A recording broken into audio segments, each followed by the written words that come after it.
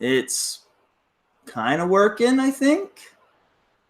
All right, we live. Like, I believe we're live, but it's not Yep, showing. we're live. We're live. We're live. We are live. Finally. Sorry, everybody, we had some technical difficulties, but we're here to talk some Lions football. Absolutely, man. We are so sorry again for all the technical difficulties. Listen, to those who are still with us, man, appreciate y'all still rocking with us. Apparently, there was a major outage with Google and YouTube. And so, when you have those kind of issues that's out of our hands, there's nothing we can do about that. I wish there was, but it just isn't. And it's unfortunate. But we are here now. It's starting to work. And it's starting to have some things. So, one of the things I do, Cav, is I like to go through and acknowledge those who are in the chat. And as you're doing that, just read their name off, let them know welcome to the show, and then we can kind of get into it, Yeah, for sure. Well, yeah. Welcome, Detroit Legends Sportcast. Welcome, D-Town. Welcome, George Morgan. CA3 Sports Talk. James, I'm going to be a catastrophe at that. James Tanksley. And Oob Spray. Thank you all for tuning in. We're sorry again that this didn't turn out beautifully, but we're finally here to talk some Lions football. And I want to thank Luke G for giving me this opportunity. This is a very exciting moment for me. It's exciting. It really is. But yeah, man, listen, I'm excited. I'm excited to do it with you, man. One of the things that I always do is when I see people who take a certain angle and they can put facts and focus on the factual parts of it, I love that. And I think you hit that nail on the head. Even though YouTube and Google tried to set us up and set us back, we still here. Okay. So that's the best part about it. We still here. We still doing good. I see we got Detroit's own Big Will in the building. We got 313 JMO in the building. I'm going to tweet this out to my Twitter followers so we can get more people in the building. And again, we do apologize for the wait, but hey, technology will fail you when you need it the most. Okay. It sure will. It sure will. So listen, man, tell the people a little bit about yourself. Why you want to talk about Detroit Lions sports, man? Why you want to talk Detroit sports, period? That's what I should say. Oh, Detroit sports, it's been a huge passion of mine since I can remember. Then I saw Everything King, and then I saw all these YouTubers. Everything King was the first Detroit YouTuber I ever watched. And shout out Everything King, man. Yeah, go be a patron of his or something like that. That guy's cool. They're all cool. They all got something. I think every one of you all have something to offer and whatnot. But all right, I listen. love Detroit sports. I love the Red Wings. I love the Pistons, Tigers. And what can people expect from your channel, though? What should they expect to see from your channel? Because somebody's going to go back and watch this video, and what should they expect to see from your channel? Well, I love my play. I love our players. And pretty much all unless it was Eric Eve. I didn't love Eric Ebron, but I love our players, and I know that they're making millions of dollars, and I'm getting nothing to defend them, but I like our guys. I like pretty much all of our guys. I like Drummond. I like Blake. I like Larkin. I like them all. Even when sometimes we get down on them, I still like them. And that's one thing I might do. I'm going to talk about how we can turn our sports programs around as fast as possible and whatnot. Okay. Let me let the people know a championship with whatever players we got and stuff like that. But let me let the people know how I found you, right? So I'm sitting here and I did a video, and he shoots me a message on the video and he says, "Hey, love what you're doing. Can you check out my channel?" So I was like, "Yeah, no problem." He's like, "I don't want to do it this way," and I'm like, "No, it's totally fine." And I go and I look at his channel and I watch a video, and I just randomly picked a video, and he was ranking the quarterbacks. And what he said was he had people like Matt Ryan behind Matthew Stafford, some other notable names behind him.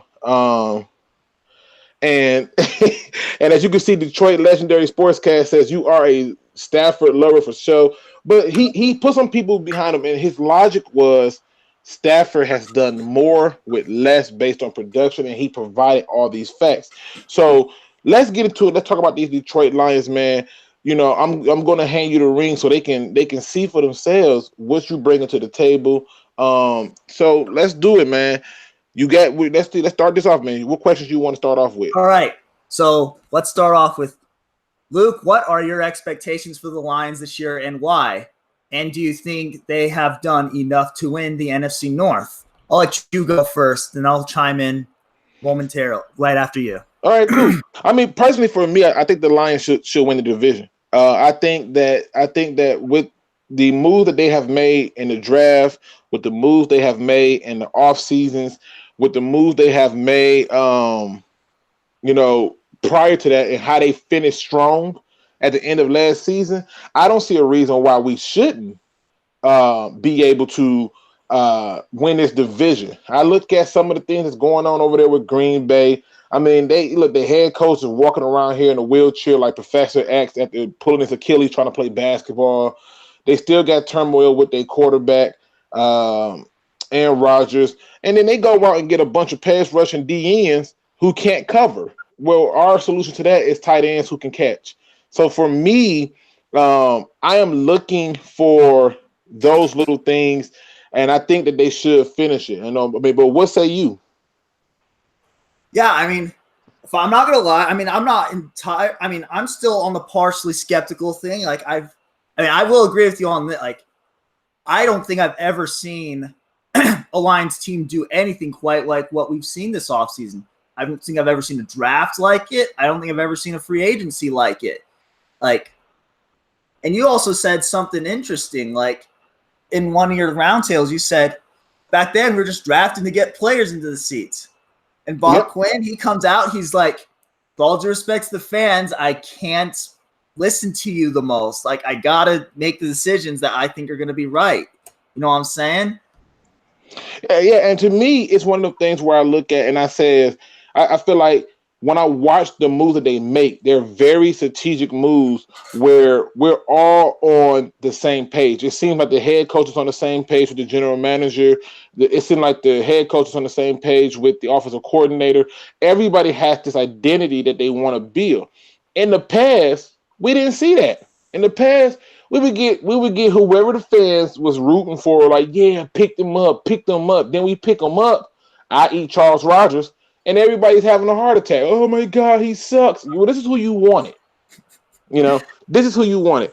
And again, if you just joining us, we do apologize. There was a major outage with YouTube and Google that they are working to fix, and that's what held us up. So just FYI, wasn't playing around. It was literally out of our hands and in the hands of the cyber gods. So, but yeah, I mean, to me, I love that they're doing things with a purpose. I love that they're doing things with a mission. And that, to me, is how they work out.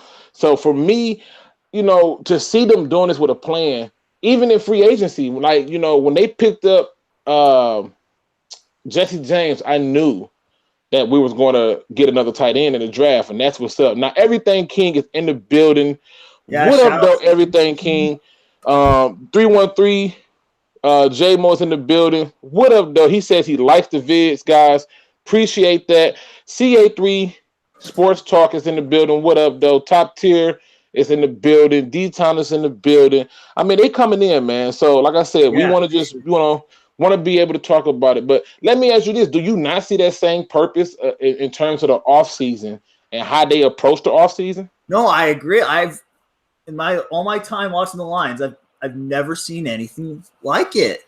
Like, and even like just compare it to the other teams, what the other teams did in the division. And someone please correct me if I missed something, but the Packers were probably the second most active team in free agency. The Vikings They didn't do anything. Like, now this is going to be a stare. I know a lot of people, like, I'm probably in the minority here. Like, I don't think Kirk Cousins is a bad quarterback. You know, he just. No, I don't think he is neither. I don't think he's bad. I mean, he's a fine quarterback. Like, he doesn't. I don't think Kirk Cousins deserves the hate he gets. But I mean, the Bears, they didn't really do anything either. And and I agree. Like, I didn't like the Bears actually lost pieces. They lost a piece. They didn't gain anything. I mean, I don't know how much losing Amos is gonna affect the Bears, but I think it will have some kind of effect. But like with the Bear, like, and Luke G brought it up earlier, they gave up all that.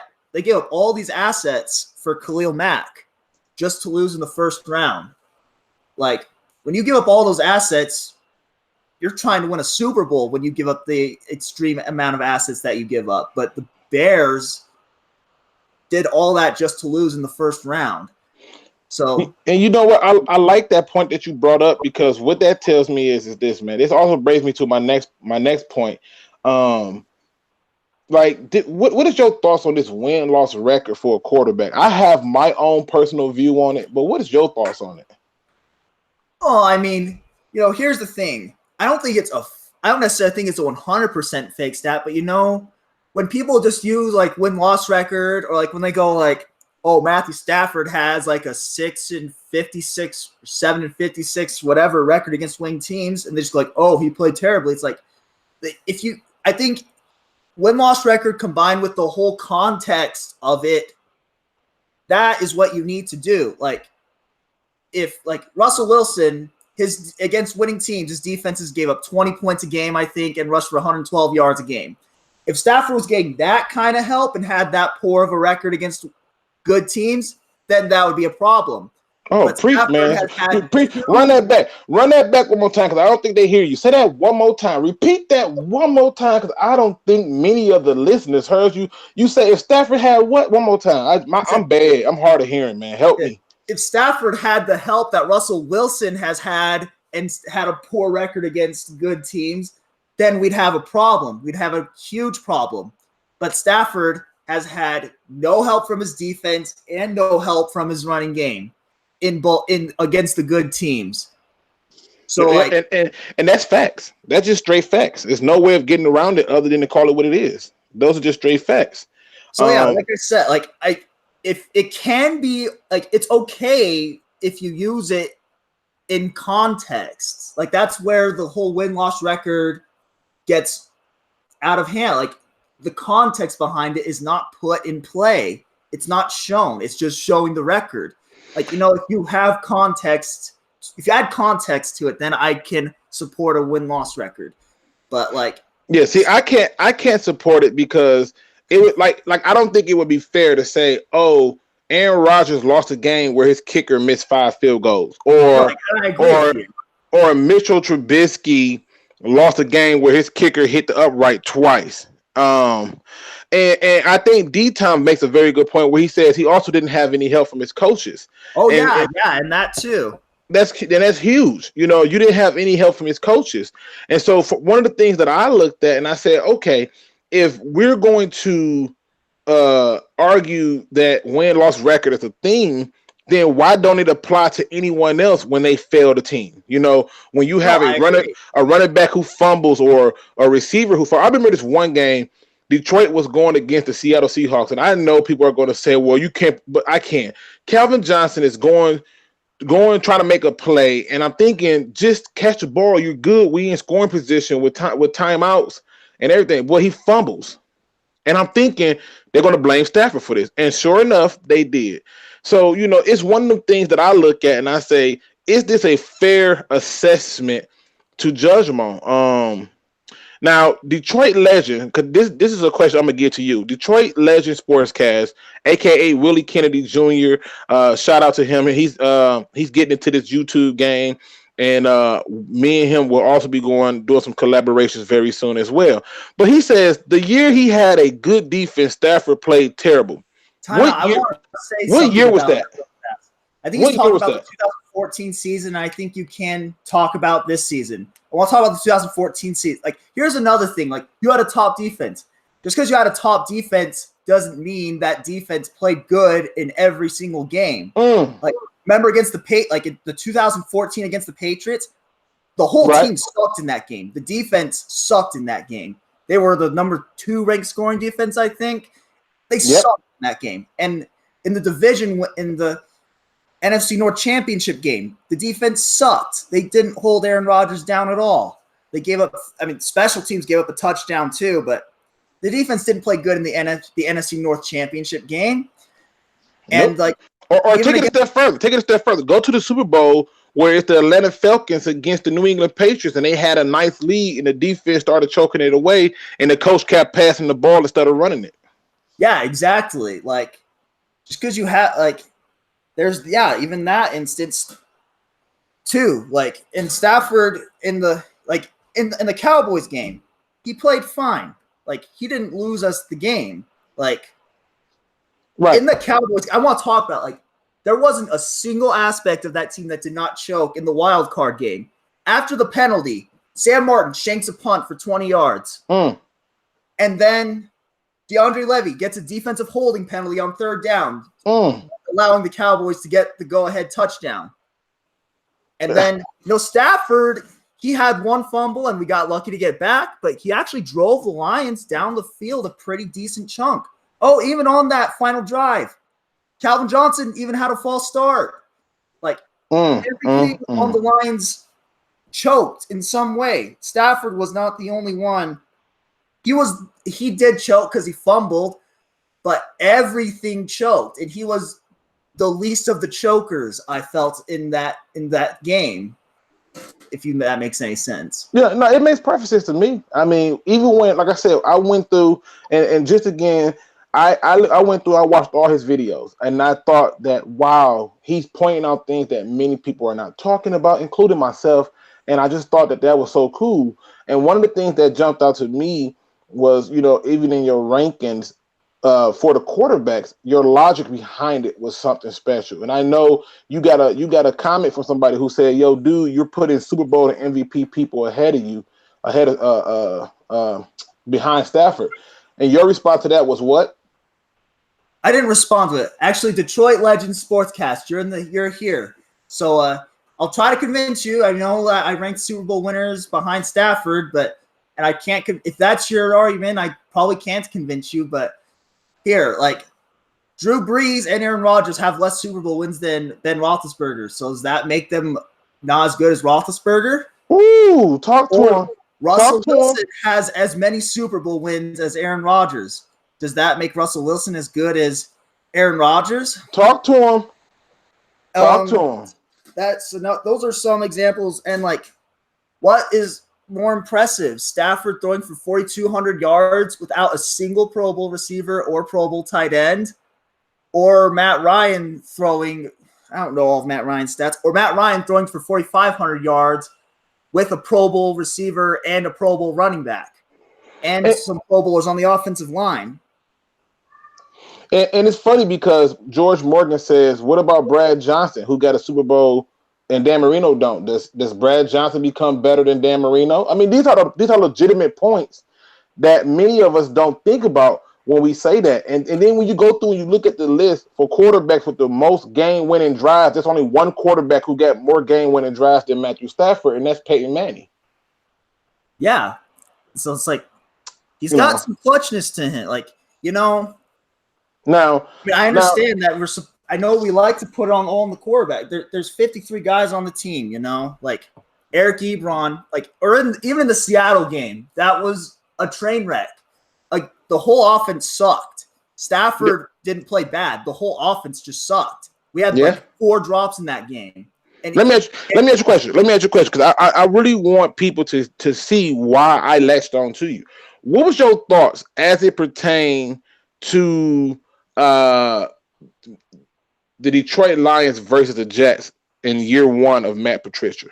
And just for those, before you answer that, for those who are in the chat, we got 9 likes, 15 people in the chat. Let's see if we can get that at even 15 if possible. And please make sure you subscribe to his channel because he is pushing the envelope in a way that's forcing me to say, all right, okay, he's picking up what I'm putting down and he's doing some things that I haven't even thought about putting down. Let me, push myself to be better. So, but what are your thoughts about, the Lions when they went against the Jets? What did you see in that game? It was a train wreck. I mean, we all know Stafford didn't play good. But again, there wasn't a single aspect of the Lions that was good in that game. Stafford didn't help it. I'm not going to defend it. Like, a bad performance is a bad performance. He played bad. He missed reads. He didn't read. That was like everyone says he can't read coverages. He's fine at reading coverages. I mean, if you go just look up a highlight video, just watch a highlight video of any Lions game, you'll see Stafford looking at the whole field before throwing it. But that's another. But like, I was upset. I mean, I wasn't overly upset. I mean, after that, I was probably one in the minority. Like, okay, it's just one game. Let's see where this goes from here. Like, let this play out. It was a disaster, but it's one game. So let's wait. Was that kind of answer your question, Luke? No, it does. It does. It brings it. It brings it to a point where we're able to at least get some contents put into it. But it's also one of the things that I looked at and I said, listen, the blame can start wherever you want that game. It was on the coach who didn't change the play calls. It was on Stafford for not recognizing, like, God, they know what we're doing. It was on the offensive coordinator, who I would not name. I don't care who channel I'm on. I won't say his name. But it was on him for not running the ball, for saying we're going to stay with LeGarrette Blount over Kerryon Johnson. These things fall on those people. So for me, if that's what they want to do, fine. Do that, and while they're doing that, I'll put the blame across the board. So I'm in total agreement with you that the blame can go around to a lot of people. Really fast. They said the year he had a good defense, he played terrible. Joe Lombardi was I know, like, Stafford's gotten whatever amount of people. Like, Joe Lombardi was not an NFL offensive coordinator. Is he a better offensive core than me? That's like a duh. But he was not an NFL offensive coordinator. No, in fact, when they brought him here, he had came over as a positions coach that they gave a chance at coordinator. Yeah, it was a disaster. Like, Joe Lombardi made it wasn't. I don't think people realize what Joe Lombardi. The whole offense was terrible under Lombardi. Like, if there was like somebody doing good under Joe Lombardi, like if the run game was doing good or if the offensive line was doing good, that would be different. The whole offense under Joe Lombardi was garbage. So when Joe Lombardi says the following statement, allegedly, Stafford can't read defenses, what say you? Well, the truth is, I don't know because I'm pretty sure he came out and said, I never questioned his work ethic or his intelligence. Like, I think that was just a report. I wasn't in that locker room. I wasn't in the meetings. I don't even know if it was said. It was reported by Ian Rappaport, right? And Ian Rappaport doesn't have a 100% track record, right? So it's like, I just don't even know what to make of the situation. Okay. Okay. All right. Well, what else you got for the people? Because I know people don't heard enough of the quarterback talk, but what else you got for the people that, because I know we had a slew of things we want to talk about. So, I mean, because we already know he didn't have enough help, at they claim. And we know that to be the case. But, I know that one of the questions you asked me off the air was, about the Super Bowl this year or next year. Let's talk about. Actually, before we do that one, I want to ask. This is one of your questions that I actually want to start off with. This what improvements should we expect to see from Matt Patricia? And I want to chime in really fast on this one. Go ahead. I expect to see a lot of improvements from Matt Patricia, but to sum it up in one word, I think it's going to be consistency. We're going to see a more consistent Matt Patricia. Like, we're going to see him manage the game more consistently. Like, his situational awareness and his game management, they were really off this season. But, especially at the beginning of the season, that was his first two games were train wreck. But here's the thing. So I expect to see a more consistent game manager out of Matt Patricia. And also, here's one. I'm going to quote Sun Tzu really fast. If you know the enemy and know yourself, you need not fear the results of 100 battles. And if you know yourself but not the enemy, for every victory gained, you will also suffer a defeat. And if you know neither the enemy nor yourself, you will succumb in every battle. So how's that? Run it back. Run it back for them. Listen, they not hearing you. Run it back for them. Listen, run it back for them. Run it back for them. Bring it back. If you know the enemy and know yourself, you need not fear the results of 100 battles. If you know yourself but not the enemy, for every victory gained, you will also suffer a defeat. If you know neither the enemy nor yourself, you will succumb in every battle. But hey, listen, this is just the facts, and you know, it's one of them things where man, that sums it. That really sums it in the case of it. You know, in case of Matt Patricia. Like here, like there were games where he knew him. Like that's all. This is all about the consistency part. Like I don't know if y'all thought about Matt Patricia's game plans. I didn't really think. What do you think, Luke G? I thought he was not a bad game planner. I thought he was an inconsistent game planner. Like that was my issue. That was my issue. Like I said, the Patriots game, he knew himself, he knew the enemy, and he dominated. The Rams game, they didn't win that game. But, you know, in all honesty, the offense, I'm just going to be real. The offense did as good as it could with how depleted it was against the Rams. It really did. But yeah, it did. He knew himself and the enemy, and he dared Jared Goff to, like, those, like, the near interceptions and the interception by Diggs, like, that, I felt like that was all scheme right there. He knew what Jared Goff was, and he knew he'd take the bait into throw into triple coverage like that. But like I said, but then you had games where he knew neither himself or the enemy, like the Jets game. That was train wreck. Or the Bears the first time around. Like, he knew neither himself nor the enemy, and he got dominated. And it's interesting that you bring it up, because for me, I do think there's a level of consistency. I know that last year I was so frustrated with Matt Patricia that I wanted him fired. And I think my frustrations came because I'm like, listen, you got the game plan. Quit going away from it. And then there would be times where I would look at it and I would say, okay, he got the right play call, execute the play, you know, and it was these inconsistent things here. But it's funny because when I look at it, here's a guy who didn't have a full offseason with his new team because he just came off a Super Bowl.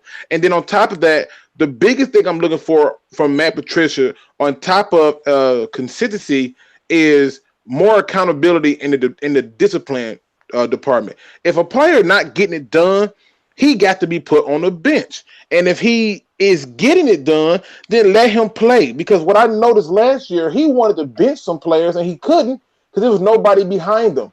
That's not the case this year. There's depth at all those positions, including cornerback in those positions where if a person can't perform, then guess what? They will be replaced. And I think I want to see that. I also expect there to be more continuity in how we approach the game. You know, when you talk about the scheme, for me, being able to see that continuity and knowing that LeGarrette Blount is not splitting the runs, but instead it's now CJ Anderson. And it's going to be Kerryon. I feel better about that process, knowing that we're going to be run first. Yeah.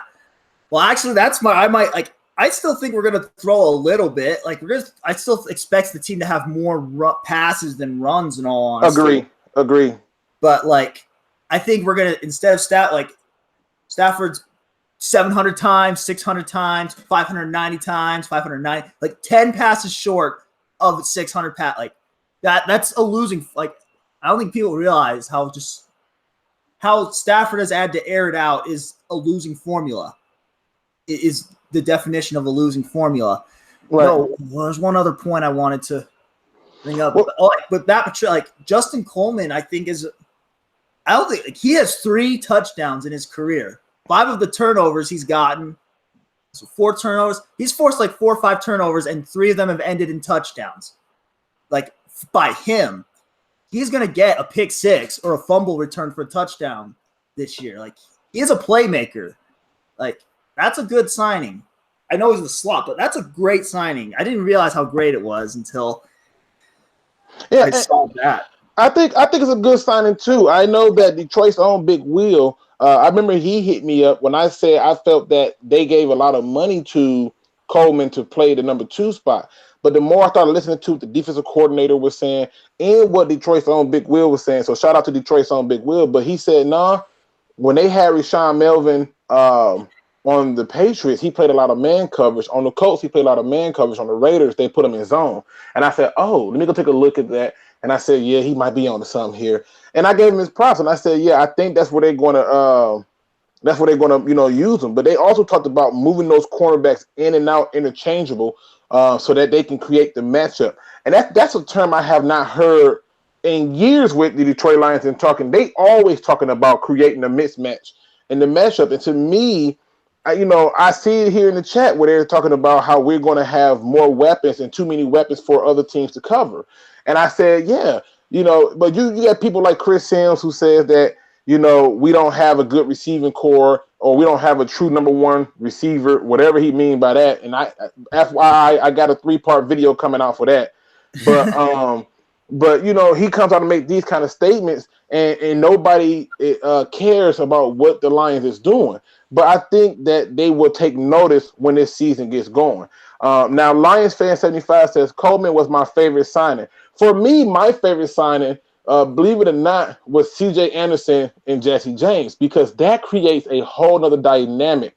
It takes the pressure off the rookie tight end to have to come in and be the savior, but yet still be allowed to make plays. And I think those were the bigger ones. And plus, it gives us a backup running back that when he's in, you better respect what he's doing or he's going to run down your throat.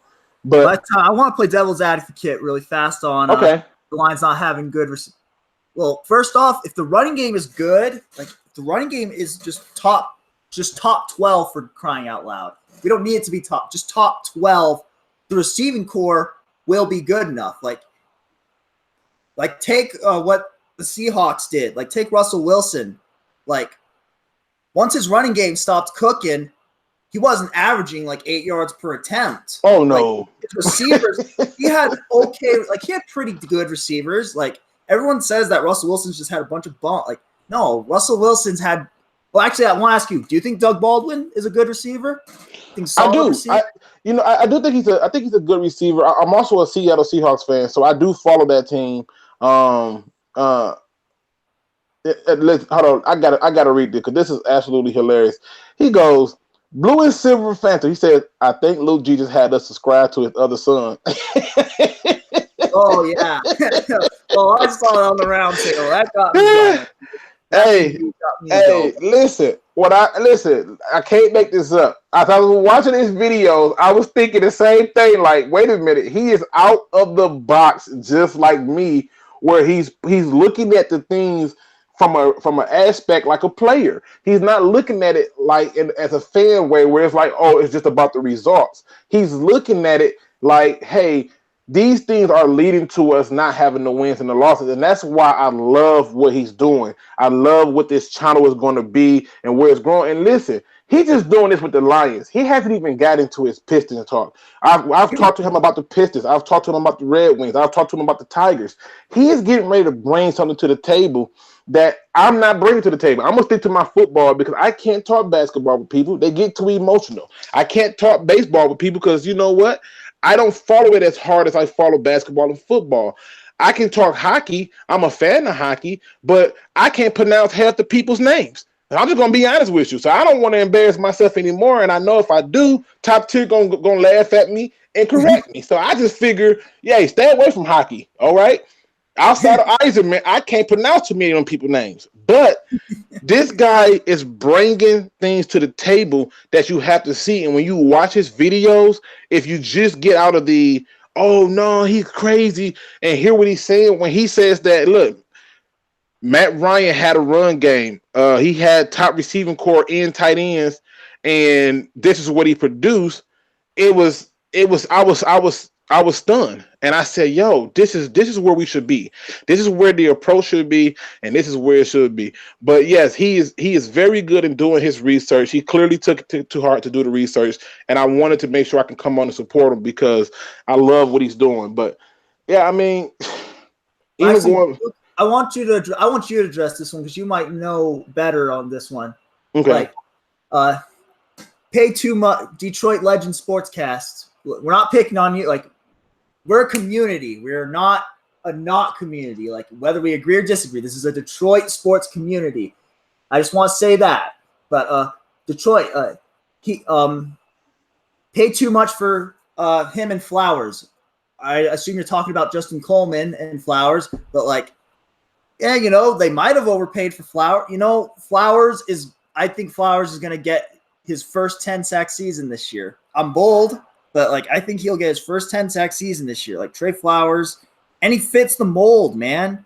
Like, just watch his interviews. He's a quiet guy, humble guy, just does his job. Like, he fits the mold. Like Justin Coleman too. They fit the mold, I don't know. Right. What do you think about overpaying for Trey Flowers?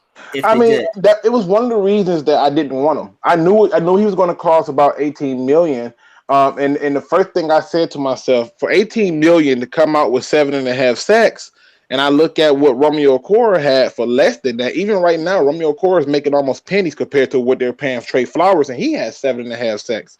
So for me, I certainly felt the need to say, yeah, they kind of overpaid him. Now, the thing that's going to make this a true statement or not is what the salary cap is going to be for that 2020 season. But for me, I thought, yeah, they gave him a little bit too much money, but based on how they're going to use him and what he brings to the table and being able to set the edge on the run and free up the linebackers, it might be the money well spent, because you're talking about the intangibles, not the numbers, but the intangibles, the things you can't see on data. And I think I had this little conversation with 313 J-Mo when I said, hey, Ndamukong Suh made Aaron Donald better. And he was like, no, he didn't. I was like, listen, his numbers all double.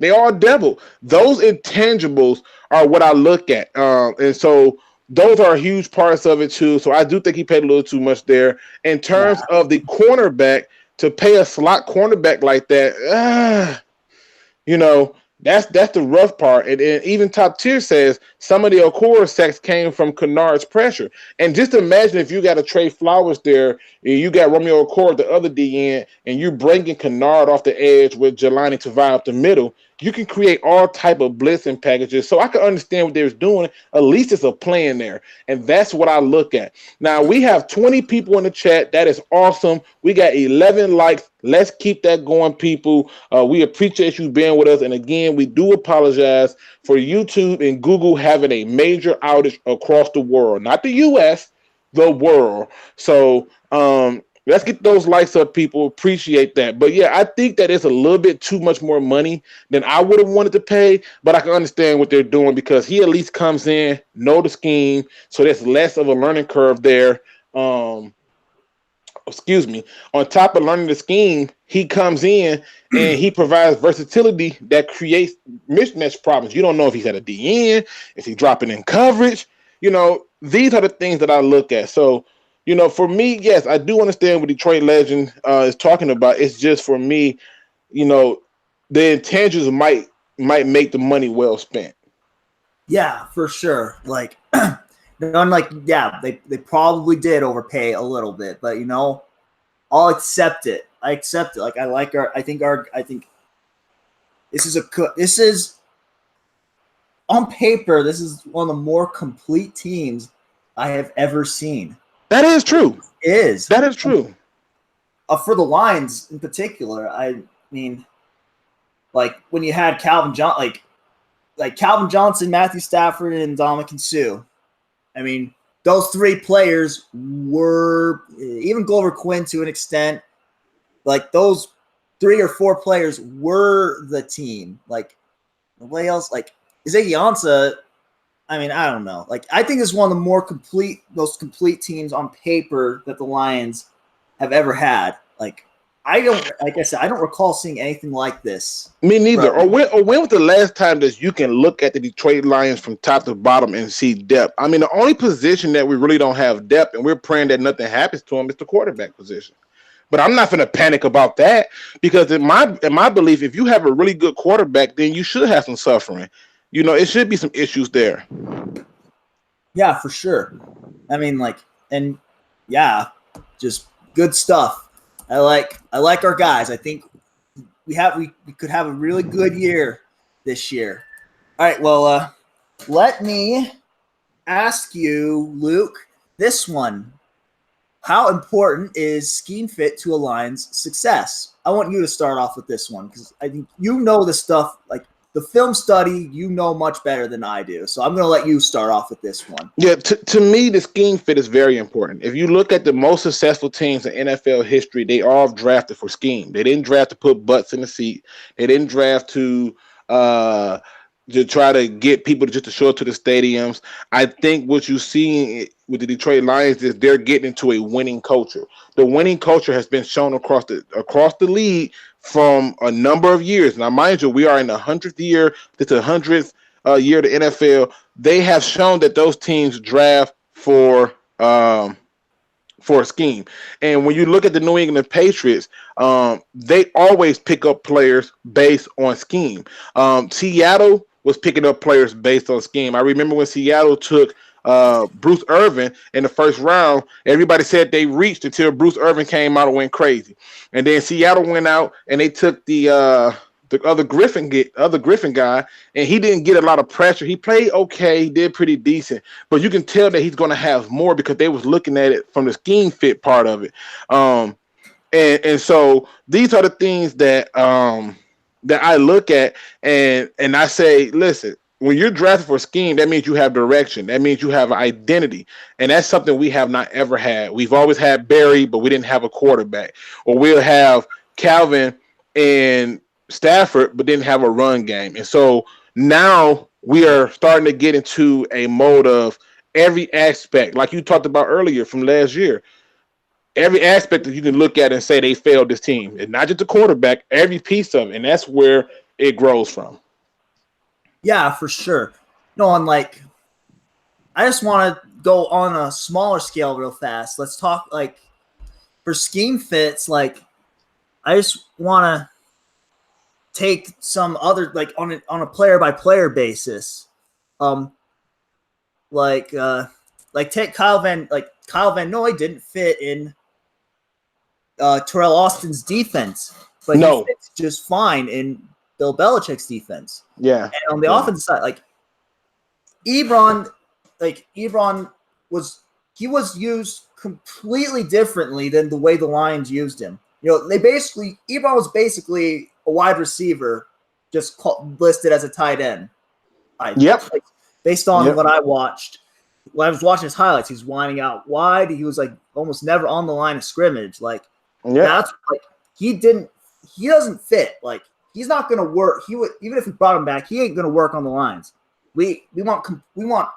I think Bob Quinn. They want tight ends. They don't want tight ends that are really receivers in disguise. They want a tight end.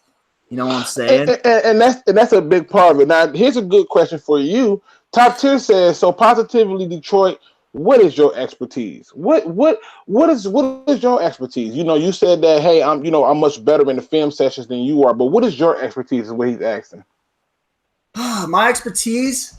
I mean, like, here's like, I would never say I could never go in and game plan and go like, yo, bro, this is how you beat the team or whatever. Like, no, I know what coverages there are. And, you know, I'm mostly an eye test person. Like, yep, I know coverages. Like, I know what a coverage is. I know kind of how to even when I'm just watching on my television screen. Like, in all honesty, almost all my knowledge has been gotten from Brett Coleman. Like, he's shown how to beat cover 3 or how to beat cover 2 and stuff like that. Like, all my knowledge has been gotten from Brett Coleman. So your expertise is more on the analytical side, where you're able to see these small little fragments in the game and go, "Yep, that's what broke the bat." Yeah, that's kind of it. Yeah.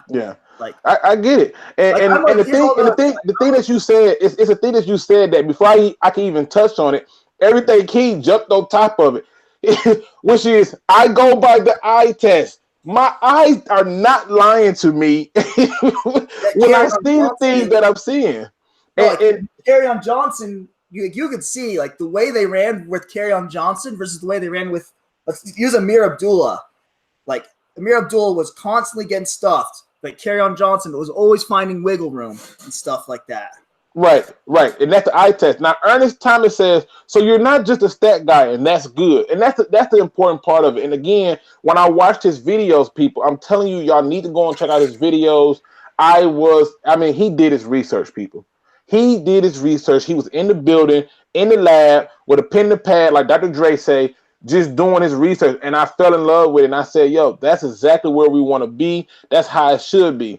I also want to say one more thing. Like, I'm a huge stats guy. Like, I am still a huge stats guy. Like, let's take the 49ers game when Stafford missed 3 players deep down the field. I was so mad at him in that. I'm not even gonna lie. I was really mad at him in that game. Yeah, I was absolutely mad that they lost the game, like that he missed the 3 passes. I was mad because it looked exactly like last year. But then I saw his stats. I was like, oh, how did he get all those passing yards? But then you go back and watch it, and he missed those 3 passes, but he was still dropping dimes, splitting defenders, putting the ball in the right spot all game long. Other than those 3 passes, he was pretty sharp in the 49ers game. He was overall sharp. Like, that's how stats can be useful. It's like you think it looked bad, and then you look at the stats like, hey, what did I miss? Then you go back and you're like, oh, yeah. Right, because it tells part of a story. Yeah, it tells part of a story. And I tell people all the time, that my conclusions are not all stat based. It's the eye test on top of what I remember seeing in those games, on top of understanding what happened, what was that breaking point. And then when I go through and I watch the film don't lie, because I study my film, because the film is going to tell my eyes what I'm looking at. And too often I see it happening. I mean, I still get people who want to talk about it, but like, even George Morgan points out, Sherman was a little handsies on 2 of those deep balls. Absolutely. But what the referees are going to do is they're going to always give the benefit of the doubt to the guy that they like. There's still a human element to it, and I understand that. So, sure. Now keep in mind, people, we are not going to be on too long, because I do know that it's the NBA Finals, and I do know that people want to watch that. So we're not going to be on too much longer, but we, because we started off later than we wanted to because of all these outages. But we just wanted to introduce this guy. I mean, because like I said, I love what he's doing. I think he can bring something special to this thing, and I can't wait to see the videos he's dropping, because he digs into it. I mean, he doesn't just stop and say, oh, what the stats say. He has to go back and see it with his eyes, and that's important. But I want to kind of roll it back a little bit, because I think this is something that Top Tier points out. He says, if you got good eyes and you can understand the game, you can do film study. I think that's a little bit different, because I'll give you a perfect example. So I'll give you a perfect example. The film study requires you understanding those things, true, and it does require you have an understanding of the game, true. But where the film study comes in, that is, it's very time consuming. So there's a lot of staring at the screen, and 2, you have to be able to see the trends, the patterns, and these things that stand out that are breaking points. And there are a lot of people in the league who have come out, who's like Charles Haley, who said, I didn't know one play, I didn't understand film, I just read and react. And a lot of football players do that. But the more intelligent players, like the Ray Lewises, the Ed Reeds, the Troy Palomalus, they were film study people, and that's what we look at. Now, Troxel Sports Talk, shout out to Troxel Sports Talk. He says, positively, what is the one thing you want to see the Lions do in order to say that this was a successful off season? If it's just making the playoff, or is there something or more that you would like to see them do for this season for it to say it's successful? That's a very good question. That is a good question. It's one that's been asked. It's really hard. Like, I want a playoff win, like a playoff win. Like, no 8-8, no 9. I mean, if they go 9-7 and win a playoff game, okay. But in all honesty, if they go 8-8 as a division winner, which I don't think is going to happen, and win a playoff game against like a completely like the Panthers did that one year. They were 7-8-1, won the division, and they went up against a completely depleted Cardinals team that lost they lost their starting running back, they lost their starting quarterback, and then after they lost their starting quarterback, they lost their backup quarterback. Yeah. It's like that win was not that impressive. If the Cardinals were going into the regular season with that roster that they went into against the Panthers, they would have been like a 2-14 team. But like if a playoff win, like 10, 11 wins and a playoff win. Okay. Season. That's a good season. And yeah, like here's the thing, like our time, like Stafford is like they've put Stafford on the clock for sure. Like they expect things to happen within the next 1 to 2 years. Like it's just as it should be. As it should be. Wait, what? I said, as it should be. It should be an expectation. He should be on the clock. If you give him, and I like Ernest Thomas' response. He said, "Win the division for a home game in the playoff. That's a huge success for me." Listen. We get a home playoff game here, even if we lose by a point. The fact that the home playoff game was here, we are going in the right direction. That's huge. Time out. What would you rather do? Have a home playoff game or win a road playoff game? Which one? Have the home playoff game. Have the home playoff. The NFL history has shown that the road team has had it harder to make it into the Super Bowl versus the home teams. The home teams have had a significant advantage, and it's a reason for it. When I remember going to a playoff game for the Buccaneers, and when I say I couldn't even hear my thoughts, it was that loud. It was horrible. It was loud. It's gonna be crazy. Like even just the Pistons crowd and they got swept, but that crowd was lit. Listen, I walked out the Pistons game and could not. I walked out the Pistons game, had a sore throat, right? Couldn't talk, and my ears was ringing at how loud it was. And I'm talking about this is in 2004 when they had Rip, Rasheed, and all that. Oh yeah, it was so loud that I know. Lit. Like it's gonna be lit if we get a playoff game. Like that crowd is gonna be the most lit crowd I've probably ever seen. Like. Wow, like that would be great to host a play. If they win a playoff game, it's going to be even more lit. Right. Now George Morgan says he would rather win the road game. We can be 11-5 and not win our division. That is true.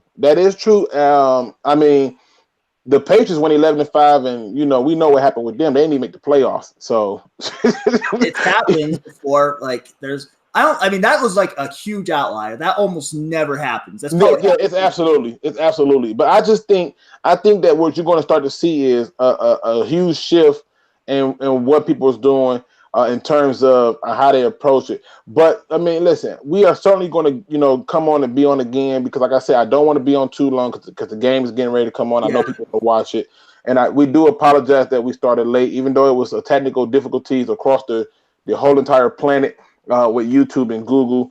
We do appreciate the people who showed up to the chat. We got 14 likes, 21 people watching. Let's see if we can get those likes up a little bit more. But again, Cav, is there anything you want to let the people know in terms of what your channel is going to bring? How do you plan on, contributing to this unbiased media for the Detroit Lions? I just want to talk all things Detroit sports. I want to, here's the thing. Like right. I want to drop a video on Andre Drummond and Blake Griffin at some point, but I got to do more research. I got to do more film watching. Like I got to do all that. Like I don't know if Blake Griffin and Andre Drummond are a championship duo. I'm not gonna lie. I just flat out don't. I have to do a little more research, but I will say. Like, I'm going to talk about all things Detroit sports. Like, when the season comes in, I'm going to break down a lot of the season stuff. Like, once football season and once the Pistons regular season gets back started, I'm going to get back down to talking about a lot of those games and whatnot. But, I'm just talking about all things Detroit sports and maybe throw in a little bit of college sports from there. But hey, listen. You get into that college game, and I'm gonna tell you right now, watch out. Okay, you get into that college game, that thing right there is addiction. That's an addiction for a lot of people. You get into that college game, basketball or football, and I'm gonna tell you right now, man, you're gonna be making me and everything King look real bad. Oh, I'm already looking. He's got everything. Everybody's got everything over me. Man, I got work to do. Respect to everyone. J-Mo. Hitman or you, Luke, everything. Respect to all of them. Heck, even respect to Motor City Sports Talk, guys. Like, we need to be a community. I mean, I'm not going to sit here and pretend I agree with everything the dude says. But, you know, it's his channel. He has his opinions. I'm sure he did. He came to his conclusion based on what his eye told him, I guess. I don't know. But, you know, it's all. But at the end of the day, the goal is to be able to have one voice for the Lions, you know, that can put direction versus what the media is putting out, and that's where we really want to be, man. I appreciate you for inviting me on and for hitting me up and saying, yo, check out my videos and things like that. What up, though, Dre Burns, man? We finna close it out so we can get those basketball games in. I know people want to see these finals and see what's happening, but I appreciate you for having me on, man. And you know, we would definitely be doing this again. You know, and I can't wait for you to drop your next video so we can see, you know, these things where, you know, people are doing what I do, where they go and do the research and make it count. And that's where we should be at. Yeah, for sure. Well, thank you so much, Luke. Thanks everyone for tuning in. Like, seriously, thanks everyone for tuning in. I'm really thankful. I have no idea how thankful I don't know how to express it, but you know, just know I'm thankful that you all tuned in. Like, it means a lot. I'm trying to grow this thing a little more, and yeah, you guys are all contributing to getting this thing going in the right direction, you know?